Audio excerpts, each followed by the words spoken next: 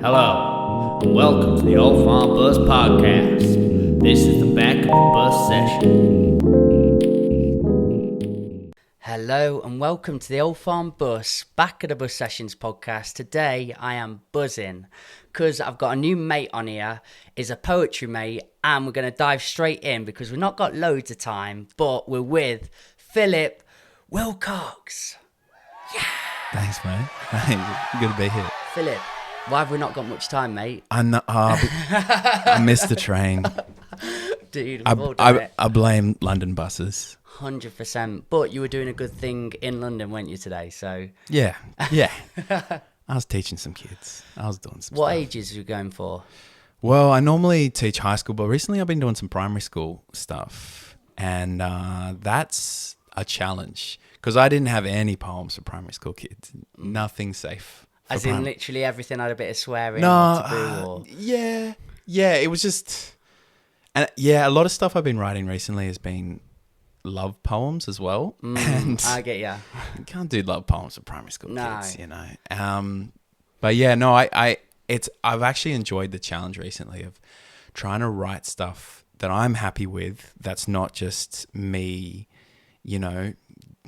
This sounds a bad phrase, but like dumbing it down.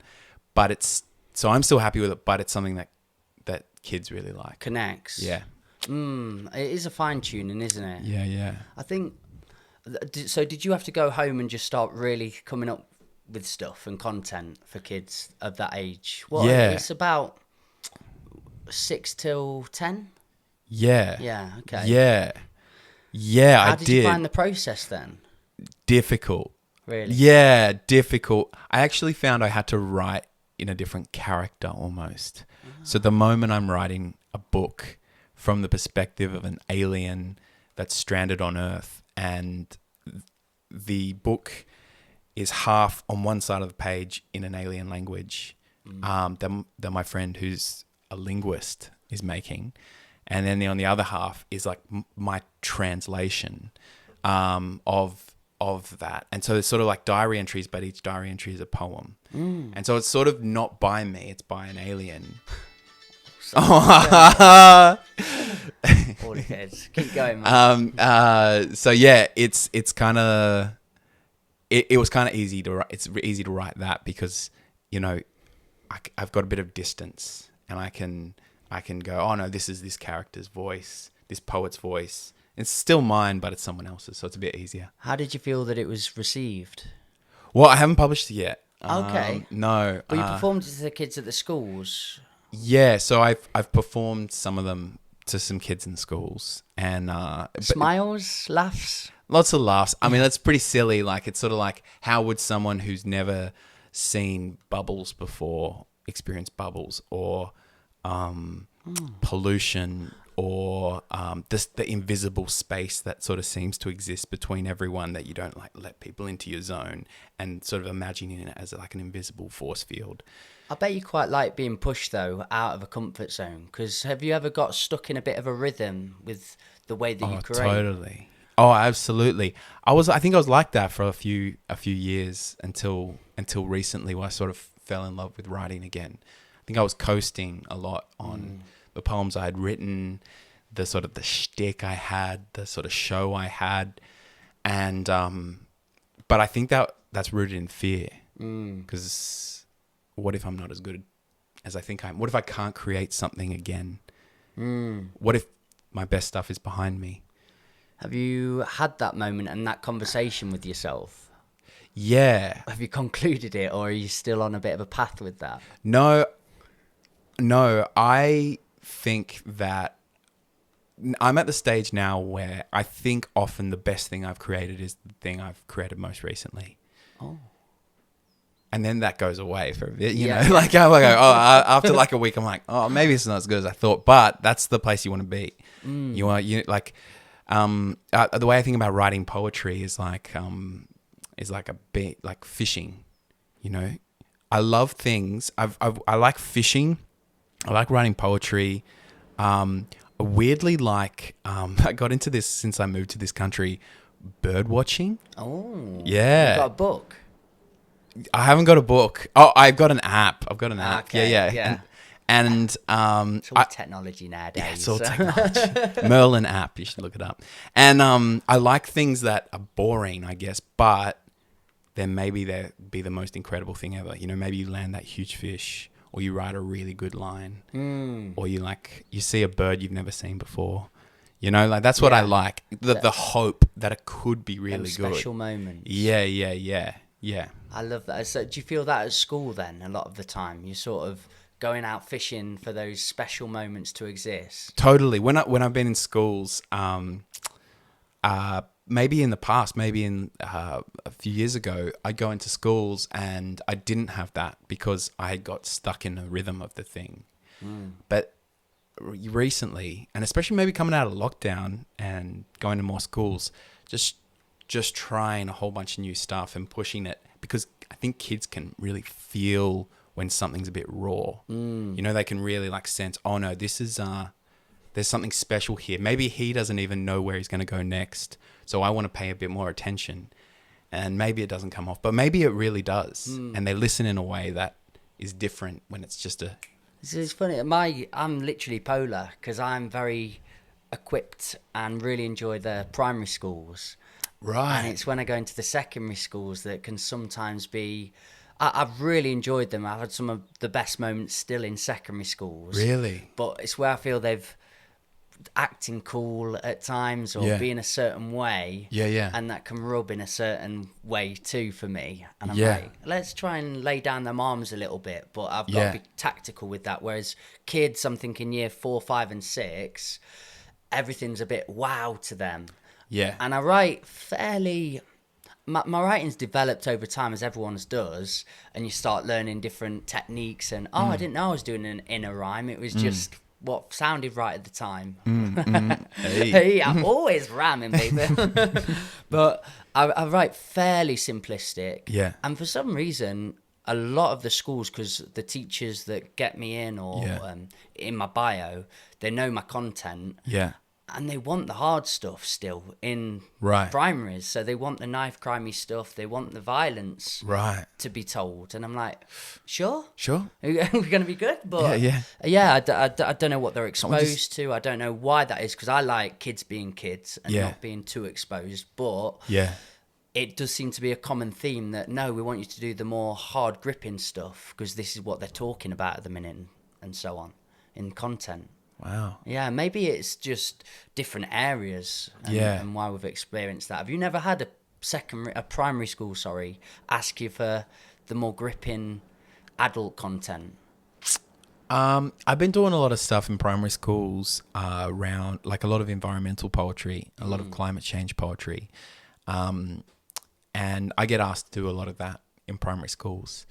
And so in some ways that's not hard like knife crime, but in some ways it's harder, you know. Of course, yeah. Yeah, and it's gonna get us all, mate. Yeah. And so I like to think of it not so much as sort of an issue based, like an issue that you write a poem about, but emotions behind the issue, because it's a very emotional topic. You know, it's not just a bureaucratic, scientific, political problem. It's like a crisis of people feeling like absolute lethargy to it, or anger, or guilt, or or bits of hope and then hopelessness, and it's absolute despair. It's all these emotions, you know, and with that emotion is the one underpinning it all, which is, well, why do we want to protect this earth? It's because we have wonder for it, and we need it, yes, but we also like, there's something inexplicable that connects us to it that we just want to like stare in awe and go, no, this is important. And it doesn't even, why does it make sense to save a certain species of carpenter ants that you'll never see, that live in the Amazon, and yet it's sort of part of this world and it's part of all of us, and we sort of, there's loss. It takes you away from self. Yeah. But then by doing so, it brings you back connected with self, of why it's so important. Yeah. Because it makes it bigger than you. Yeah. And then you get this feeling from it, because you can be quite nihilist in life, couldn't you? You could just feel, well, what is the point? Absolutely. Like, if we're only going to be here and die, what? Yeah. There's no point to life. There's no point of this. And then Yep. when you start growing that and taking it away, and what about these, and what about this? And Yep. it goes back, oh, I do care now. And that's the purpose there. It's bringing it back round, isn't it? Yeah, I think a lot of poetry is about, I don't know if you find this, it's like microscope and then telescope. It's like zooming in and zooming out. It's like the nitty gritty detail or image that maybe represents something, you know, like either a metaphor or a simile or something. But then it's also like expanding it out to a cosmic sense of why this, you know, interacts with all of us. Well, yeah, why you feel this is because it's what's in me is in you. Yeah, and yeah. So I don't know. There's nothing quite like that with what's happening in the world with climate change, because it's so macro and it's so micro. That's a great topic though, because I truly believe that is getting kids to care, and putting that into the practice branches out the doors for so many other possibilities and themes. Do you know what I mean? But really going, why does it matter where we live, what our home is, what our environment is? And then that environment can be into microcosms of, well, okay, you care about the world now. Like, why would you care about your communities? And why would you care about the home that you're from? Why culture? And you can really sort of branch that out into so many different fields. Yeah, man. Mate, let's go in. I've loved this chat. Yeah, it's great. Why did you get into poetry? Because we've got 40 minutes, and you're going to come and educate some of the Riptonian kids. Ooh, very fancy. And where I'd usually go, and I really need to do this with you, man, because you are fascinating, is the sort of origin story. And I like to really build up that, who are you? Where have you come from? Why is it built? But we've sort of actually started to where you're at now and working our way back, and we'll see how far we can go. All right. Okay. The poetry thing, where has that evolved from? All right. I'll try and be real quick. Okay. Not too quick, man. Not too quick. All right. You enjoy yourself. All right. I grew up, this is a bit of a weird context. I grew up in a strange religious environment. It was the sort of like Church of England Australian version. Like Australians doing Church of England, which is Anglican. And it's a very specific Anglican diocese. Or that's an area of like Sydney. So Sydney Anglican is a very particular brand. And I grew up in it because my dad was a vicar, a minister. And the way that sort of style of religion wielded itself was the power of the word, capital W word. And the word, you know, like in the beginning, the word was God and the word was with God. Like the word is like, and the understanding of text and the scriptures was so important. So it was like, you needed to justify everything, like every decision. If you grew up in the church, every sort of moral decision you made was through the framework. You needed to justify it biblically. I had people come up to me and say, man, how do you justify that biblically? Which is pretty full on concepts. And so I was kind of an expert growing up as a child and as a teenager at analyzing text, because every week you'd have like Bible study where you'd have to try and work out what the text means and what the context was for it, and so then how that applied to you. But it was often wielded as a weapon. It was often wielded as a weapon to do sort of flock management, like the community management, to make sure everyone was in line, but also to like finger point people who were outside of it for different behaviors. So it was often used as a weapon, but it was often a beautiful thing as well, because you would get the intricacies of text. Now, this is what I grew up with, but I didn't realize this element of like literature and text and words that were more expansive. I don't want to say more expansive, differently expansive, imaginative, generative, than sort of like the logical analysis sort of side of text. And often, so I did well in school. I did well in English, but I didn't do well at creative writing. So when we had to do creative writing, I was pretty bad at it. So it was very sort of logic-based when you were telling a story or something. Yeah, because I was scared as well to kind of go outside of that and like write down a daydream. You had like, parameters and limitations. Yeah, and it wasn't until I sort of left that environment and I moved from the small town that I grew up in and I moved to Sydney and I went to university. And it wasn't because I, did poetry at university or anything. Well, I did do poetry at university only because there was a girl that I liked who did poetry, and so I thought I'd sign up to that class. And there we, I kind of got tricked into liking poetry. I sort of pretended to like it, and then I actually did like it. And I got into it through music as well, through hip hop and through Bob Dylan's lyrics, weirdly. Yeah. And then I did that sort of basic bro thing that everyone does when they first get into literature and they're like, hey, have you heard of Jack Kerouac?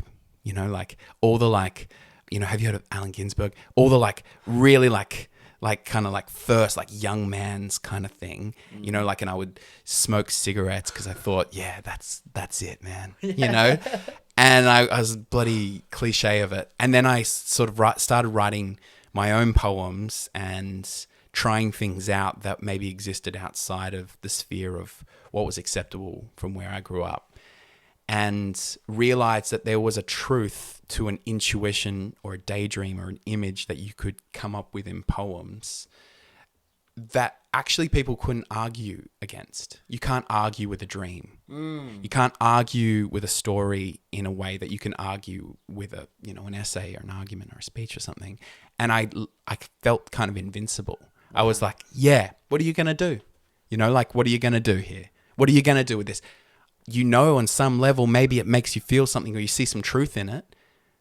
Maybe just sit with that. And it was sort of like this, reclaiming this sense of myself, of trying to build up this sort of, I don't know, this kaleidoscope of different, collage of different, metaphors and images of things that I felt to be true or beautiful. Yeah. Wow.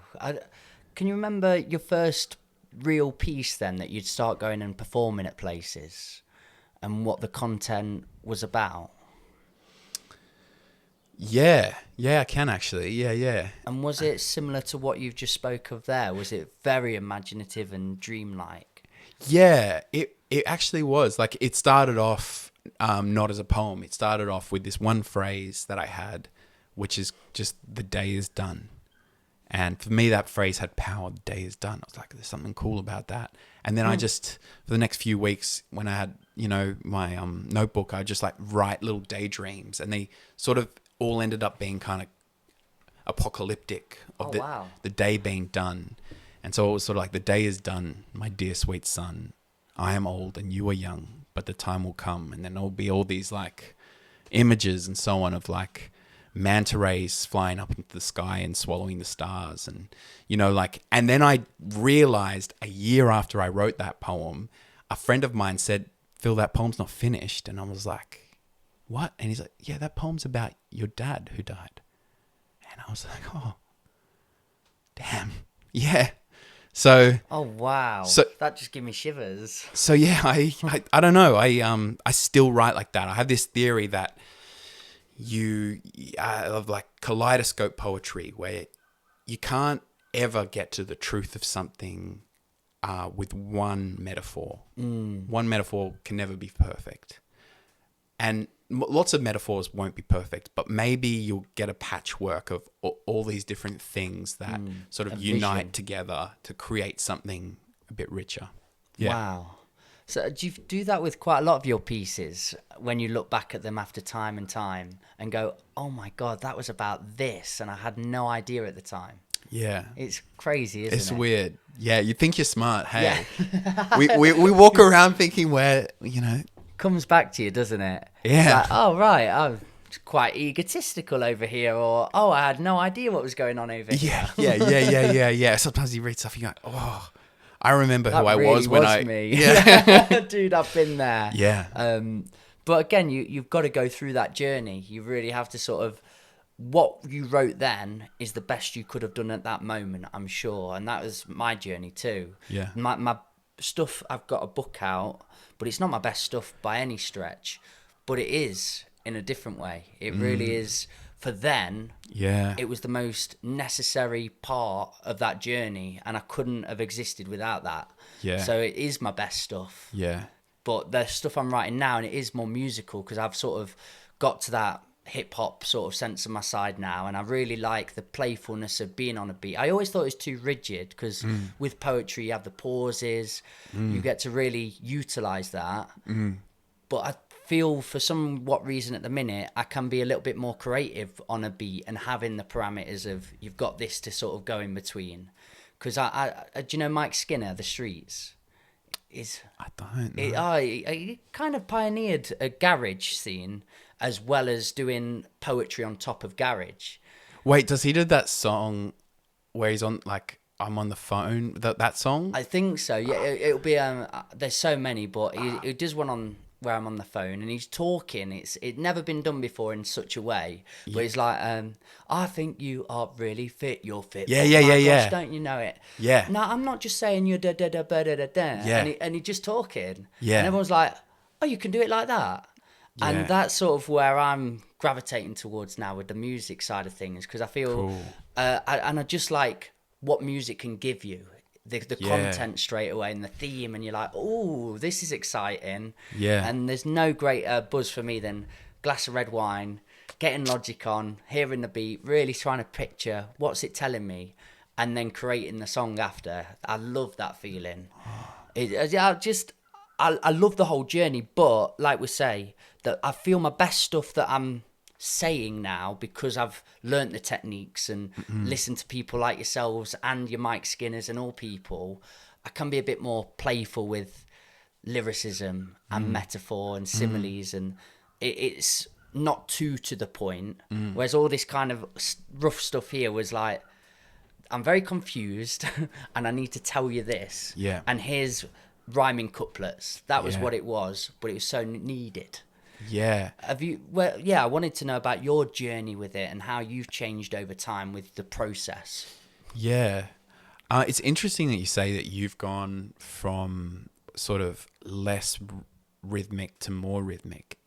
In my experience with a lot of poets I talk to, it often goes the other way. You know, a lot of poets I know get into poetry through hip hop or It was very there was just couplets. It was sort of like, I'll say a line, what's the last word in it? I'll rhyme that, and I'll just go through that. Yeah. So it was quite basic in its essence, whereas this stuff over here, I'm trying to use like maybe half rhyme and clever sounds and stuff. Yeah. And it does sound, I suppose, a bit more what people may see as sophisticated in its nature. And if it was on a page, it'd be like, oh, I'm not quite sure what he's saying here, but that's the beauty in it, in essence. And that other stuff's just saying, here's what I think. Yeah. I didn't know how to be explorative with it. I want to do that more. I got a chip on my shoulder about my rhythm. Like I want to, because it's strange. I think here in the UK, what I've noticed with the spoken word scene is that it's way more kind of influenced by hip hop and more rhythmic. The Australian sort of style can be a lot sort of influenced by the American spoken word scene, which is a bit more prosy. Do you know what I mean? Yeah. Yeah. I had a little bit of nervous You smile then. you just cringed. No, I like some of it. Yeah. We all have to say that, don't we? Yeah. Yeah. I mean, I get so frustrated by the button poetry arc of every poem, sort of starting off with a joke, and then it just builds up and builds up and builds up and builds up, and then like it's just like they worked out a formula to what wins competitions. And great, and it probably makes people feel things great, and it introduces people to poetry. That's great. Feels like a formula though for me, and I suppose that is everything's perspective. But I can tell when somebody's that it's overused, but raw and authentic is the greatest feeling to give somebody. When you just started telling that poem, then I felt a really nice energy just come across, and I was like, this is real now. And you only said a few lines, but I knew you were getting excited by going into it, and it felt, oh, this person's truth's coming out here. I felt that energy. Oh, thanks. Whereas when I'm watching the videos of slam at times and that an American formula style, what you're talking about, I'm going, oh no, I know where this is going. It's been done. Yeah. Have you seen Kanye West do it? Yes. The Deaf Poetry Jam. Dude. Like early. Oh. Well, which one did he do? Because it blew us. That kind of really propelled me into, I want to do this. Yeah. It was so interesting, wasn't it? Because he... I'm so self-conscious. Yeah. And it was silly. And because when it's stripped back of music, you realize how playful and funny it is. And so you can't hide behind the music. So you have to lean into that. And so he delivered that so differently to how he did, in the actual song. Yeah. Yeah. Oh man, I was obsessed with Deaf Poetry Jam. I just that because there's such variety as well. Definitely. It was sort of like early and mid 2000s. There was something happening. It was still new enough that it was quite diverse. No one had cracked a formula for it, so it was an exciting time. It was hip. It felt vibrant, and it was like this sort of down to earth. You could be involved. Yeah. Playfulness towards it. Oh, absolutely. And you had Most Def, who at the time was just like the coolest thing in the world. You felt hosting cool it, just watching it. Yeah. Yeah. So tell me more about, because were you the Australian slam champ then? Is this what we're saying? Are we going with it? Is this what you're saying? Nah, yeah, I was. Yeah. Wow. I mean, can we get I'm going to get balloons to come down now. Okay, Do you know, in After Effects. Yeah, please do. Oh, I will definitely do that. I've got such a silly nature. But, okay, how did that go about? And do you have to be quite writing formulas when you're doing slam champions? You know what? No. No. I not in Australia, not when I did it. I became the Australian Poetry Slam champion a while ago, 2015. But Not too long. No. You're still a champion in my eyes. Hey. And back then, and maybe still now, there were so many performers. I think over like 1,500 people compete, and they're all from like small towns all over Australia, and then they go to their regional finals, and they go to like state finals, and they go to the Opera House. That you get a real kind of diversity of different sorts of people doing poems and different sorts of poems. Yeah. So the poem that you wrote that took you to the top, how would you describe that poem? Was it the most raw and real and that authentic to you, or did you sort of go a different, like what they want to hear? Yeah, okay. So you have to do... Yeah, so this is interesting, actually. You have to do 2 poems, right? Mm-hmm. Well, you have to do 1 poem, and if you get through to the second round, you have to do a second poem. I only had... At the time, I was in a real drought of writing. I didn't have anything.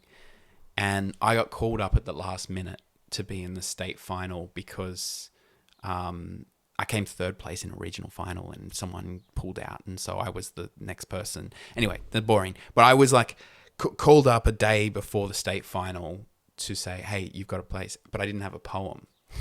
So I sort of spent all night writing a poem, and then all night memorizing the poem, and then the next morning still memorizing the poem. I was still memorizing the poem when the slam was happening, but for the state final. But luckily I got called up towards the end, and I wrote this poem. It's kind of embarrassing now. It was a mercenary poem. It was a poem that I knew would win slams, that I wrote out of necessity, because I had like one day. Well, I didn't know it would win, but I knew like this is my best chance. Right, okay. And because I didn't feel anything that I needed to express at that time, like I didn't have like this thing where I was like, well, I'm just going to see if I can write. And that got me through to the finals, which was the next day at the Opera House, the Sydney Opera House. And so I did my first poem, which I'd already done the night before. And then I got through to the second round, but I didn't have a second poem. Like I just didn't have one. And so I had been listening to everyone else's poems throughout the night, backstage through the little dodgy PA, and I've been taking notes and sort of daydreaming their poems and like drawing pictures of them, scribbling down stuff. And then they called my name out and they're like, "Welcome to the stage, Phillip Wilcox." And clapped. And I went on stage and I was still carrying my notebook with me. Yeah. And like I dropped my notebook on the ground and it made this big clatter and everyone was like listening to me. And I just did a poem about everybody else's poem, trying to weave them all together about all of us at the Opera House being there on that night and listening to it all. And I don't really remember what I said. And I think it's probably pretty crap. And there's a video that exists on YouTube with me doing it. And I don't want to watch it. And I haven't. I think I have once. That's my night watch. Honestly, this is what I'm doing tonight. Oh, damn it. and so, yeah. So, and then I won with that. Mate, I've had some stories on this podcast and that's up there. Honestly, that might be in the top 3. Yeah. I love that. Yeah. In that moment, you'd wrote the day before for something that you felt really potentially could win. Yeah. Or had a good chance of getting you through. Yeah. But and if you did that, why didn't you have something in backup? Because you were like, I know I want to get through, but you just thought, oh, I probably won't, so I'm just not going to write anything. Great question. I mean, there's a practical answer to that, and there's a wider, more true answer. The practical answer is I was working as a children's entertainer, doing kids' birthday parties dressed up as superheroes. Oh, dude, I literally love you. So I was like, I was Batman. I want to be your mate. I was Batman all day, and I just didn't have time. Yeah. And I hadn't slept the night before. Like I was gone. I was so out of it. And then I also the real answer is like, it felt disingenuous to do the first one. It felt like I was taking the piss, and I knew I could win people over with it, and it was funny. And it was this poem called "This Microphone Only Tells the Truth," which is kind of ironic because yeah. You guys. And that I wanted to at least try and do something real. Right. You know? Yeah, completely. And yeah. Wow. That's such a good story, man. What was the wider answer? That was the practical answer, as you're working as Batman. Yeah. The wider answer I just want to do something real. Yeah. I get you. Yeah. So with the poetry scene and now you're in schools and doing education, you're on a farm tonight in a bus. I know, this is ready great. to, again, teach some of the kids in the community. Yeah. Is that where your heart lies strongest? Is Yeah. it in education, and is it sharing poetry in that way? And do you see it having longevity for you? Is this your forever thing? Yeah. I've worked out that I need to be teaching as well as writing and creating and performing. I need to be teaching, and I don't know what that looks like, what format that looks like, you know, but I love being in schools or what we're doing tonight, youth centers. I was up at Coventry University last week, or like universities. I really like that environment because you can make a difference. I mean, we're getting you back here, but I'm getting you at like 8 a.m, so we can do this for that. Honestly, that'd be fun. We'll still do the same time at night, but I need to do like the world's longest podcast with you because that'd be sick. As I was listening, I was thinking, religion, your whole background over here, all these different places you've lived. I'm really excited to explore you as a character and the life you've lived. It feels weird, like because I just met you. You picked me up in your red van from the station, and then I don't know anything. I don't know anything about you, and now I want to know stuff about you. I feel really bad because we're talking about me. I want to talk about you some more. No, this is your day today, brother. But yeah, carry it. So you're doing education, and that's kind of where it feels most right for you, as well as writing. Will you always write for self? Do you think? Oh yeah, you're always going to forever write. Oh yeah. Absolutely. Like, and I feel depressed if I don't. Like, I need to. I think I've notice myself slipping that at the moment. You get busy with business or life Sure. or being a dad or a Yeah. good partner, whatever it is, and then something takes a knock. Yeah. And the second I do, I'm sort of really in my mind and I'm thinking, I'm not feeling good. Yeah. And all it is, have you been to the gym? No. Have you wrote? No. Yeah. And it's quite a small equation, and you work your way Yeah. back and you go, oh, let's pick up the pen, you idiot. Yeah. And It's then so and then healthy. and then weirdly you get more energy from it, Yeah. you know, and then creativity begets more creativity, and then you're just probably a better partner, probably a better father. Oh, that's so you true. know, yeah. yeah. As a byproduct, Yeah. everything else starts slotting back into place 100%. because you're being selfish, but for the most selfless of ways. Yeah. You're just giving back to yourself, and you're like, oh, I've got that energy back now. Who wants some? Yeah. Completely. I can serve you again. Yeah. I Yeah. wasn't serving myself. Yeah. Do you go in ebbs and flows though? People talk a lot about writer's block and so on. Do you go out your way to find inspiration, or do you let it come to you? Definitely go in ebbs and flows, but it's not ebbs and flows of inspiration. I often feel very inspired. It's just ebbs and flows of doing it, and the thing that blocks me from doing it is often, am I the right person for this? Do I have a good voice for this? Can I pull this off? Is this, beyond me? It's just a lot of fears and doubts that get in the way of it. But it's, and the thing is, once you just crack that a little bit, it cracks open a lot, and then there's a lot of creativity. So at the moment I'm in a really creative sort of zone period, which is really great. Have you got a book out or anything yet? I do, yeah. Oh, what is it called? It's called Beetle Prayer. And Beetle Prayer. Yeah, and I released it last year. And okay, so the process of that, was it ebbs and flows during that? Or- Well, yeah. Oh man, this book took years to get published. My publisher in Australia got cancer and was really sick, and it got put on the back burner, obviously.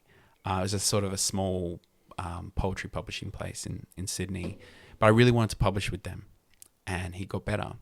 So it was sort of like 4 years. So there was old poems in there, and it was sort of a bit like you. Like, I look at some of those poems and I go, ooh, I wouldn't write a poem like that now. But it was true to then. And that sort of poem is sort of a document of my journey. Timeline. Yeah, so it does make sense, yeah. I mean, when you're writing and looking back at that part of your life, Yeah. does it really help you to reflect on that part of your life still? And then would you try and rewrite it now in a different sort of format? I would Or do you feel like I'm done. No, that poem's done its duty. Yep. It served its purpose. Yep. I don't feel the need to try and write it out in now times. Yeah, totally. That's how I feel. How did the book go down? It was good. It was good. I mean, it was released right in the middle of a lockdown, Wow. which Why were you so wanting to go with that publisher? yeah. What was it about those? And how do you feel about poetry? I'm just self-published. I went through that line because I didn't want anyone to tell me what to do with my poetry. Yeah. I don't know why. I think I'm a bit stubborn. No. But how do you feel about that? Did they have this back and forth with you about, Yeah. can you change this? Can you do that? Were you getting layers and layers of, this isn't right? Yeah. Well, the poetry publisher I went with, they're kind of one of the most, if not the most, it sounds like I'm tooting my own horn. I'm not, like, maybe I'm a bit, prestigious poetry publishers in Australia, independent ones, Nice, man. And, no, you toot it. and so I just really wanted to go with them. I get you. I really did. And their books look beautiful. They're Pitt Street Poetry. Yeah. Shout out to John. out. Yeah. And so, I really wanted to go with them. I really like what they do. I like their poets. And the lead editor there, John, he's a bit of a hard ass. Like, you don't know. It's rare that he didn't give me any praise. The nicest thing he said to me was, "Oh, I like the changes you made. Seems like you're a real poet." Oh, I bet for him that's huge. I was like not met him, but elated. I can tell. I was like elated. Like, Wow. Yeah. And so, yeah. So I just wanted that. Yeah. Have you ever fallen out of love with poetry? Yeah. I'm always out of love with poetry. Really? I'm so angry at poetry all the time. We're in this like high risk, high reward environment, which is the arts, right? You know, it's feast or famine. Make it big and you can be Stormzy, you know, or you can be unemployed. But with poetry, what's the what's the biggest you can be? You know, like who's you know, how many like well-known poets are there living the high life? Almost none. You know, it's not feast or famine. It's famine and barely getting by. Yeah. And I'm like, well, then, you know, like I'm so angry that poetry is not more popular all the time. But at the same time, I really love poetry. And so, yeah. What do you attribute that to? Why is it not in the limelight? I mean, it's hard to compete with the budget of a Marvel film. It's hard to. Yeah. I mean, yeah. Actually, why? That's a good question. That's about Why? What do you education. reckon? Maybe been done in such a dull manner for me. Like, Yeah. I was telling you my story, and I won't go all into it now. Probably told it before on a podcast somewhere or other, but I hated poetry at school. It was absolute like, as soon as I said we're going to do poetry, and as 11, 12 years old, you shouldn't have this like gut-wrenching feeling in your stomach of, oh no, this is so boring, why are we doing this? And then to be so analytical of it and looking at like really dissecting it apart, rather than getting in somebody like yourself or myself or a Muzzy or Zohab, whoever, coming in and be like, this is poetry, moving around and hands and stuff like that. That was never shown to me. So then I built this relationship with it, and it was only till a horrible thing happened in my life and my timeline where poetry came to me in pure desperation. I was like, oh, I've been lied to. It's literally just telling your story as beautifully or as powerfully or as emotionally as you can on this piece of paper. And I definitely blame school to some degree, or education in some way, to just package it in this very short-sighted parameter of this is what poetry is. It's like, no. It's everything. Right. That's my other way of that's good. Valuing it. That's really good. I've only just said that for this time on a podcast, though. So that's exclusive. That's where you know it's true, because it just come from there. But that could be part to play. So I think, in truth, I'm seeing it go in a better direction, and maybe, you know, we've built from that really struggling to just about getting into the breadwinning to now hopefully it's going to be just about breadwinning to eating at the table. Maybe. I am more doubtful than you, I reckon. Why? Get out of here. We're making little poets tonight. We need it to be true. Yeah, I hope so. I hope so. What brings you down? I think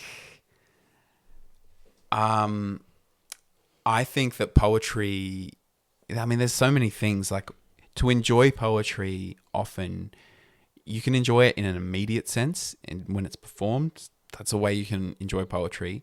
But often poetry rewards repeat viewings and, you know, like reading it over, and it takes a long time sometimes to like let it like settle in you. And it's not immediate, and our culture rewards immediacy.